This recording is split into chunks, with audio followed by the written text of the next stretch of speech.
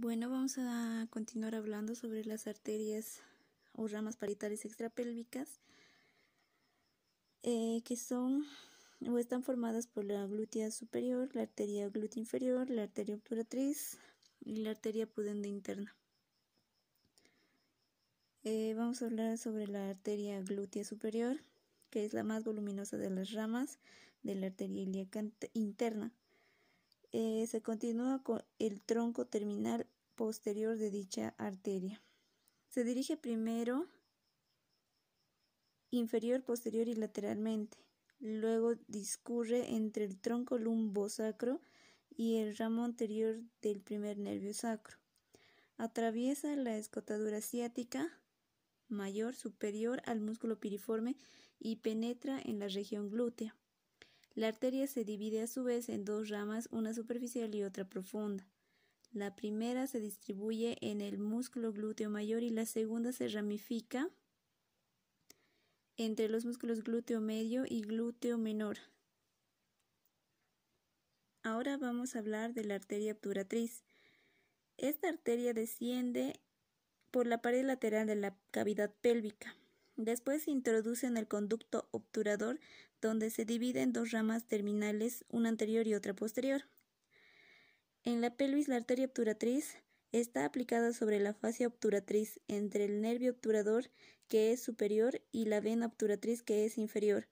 En la mujer, los vasos y los nervios obturadores cruzan lateralmente la fosa ovárica y la inserción lateral del ligamento ancho. El conducto obturador, en el conducto obturador, el nervio se sitúa lateral a los vasos. La arteria obturatriz proporciona en su trayecto pélvico ramas musculares para los músculos iliosoas y obturador interno. Una rama vesical destinada a la parte anteroinferior de la vejiga y una rama retropúbica cuyas ramificaciones se anastomosan con las del lado opuesto posteriormente a la sínfisis del pubis. La arteria obturatriz también se anastomosa con la arteria epigástrica inferior o con su rama obturatriz mediante una rama a veces muy voluminosa llamada la arteria obturatriz accesoria. Las ramas terminales son la rama anterior, rodea anteriormente de superior a inferior el agujero obturado y se distribuye en la parte superior y medial del muslo. La rama posterior desciende a lo largo del borde posterior del agujero obturado y proporciona ramas a la articulación de la cadera y los músculos vecinos. Se anastomosa también con la rama anterior y con la arteria glútea inferior. Ahora vamos a hablar sobre la arteria glútea inferior, que es la mayor de las ramas del tronco terminal anterior. Desciende anterior a la fascia del músculo piriforme y al plexo sacro, el cual atraviesa muy pronto pasando entre los ramos anteriores de los nervios sacros segundo y tercero. La arteria sale de la pelvis por la parte inferior de la escotadura ciática mayor, inferior al músculo piriforme y medial a los vasos pudendos internos y al nervio pudendo. Esta arteria atraviesa de superior a inferior la región glútea, donde se divide en numerosas colaterales. Después desciende hacia el muslo, donde se anastomosa con la arteria perforante superior, que es una rama de la arteria femoral profunda. Vamos a hablar ahora sobre la arteria pudenda interna. La arteria pudenda interna es la arteria del periné y de los órganos genitales externos.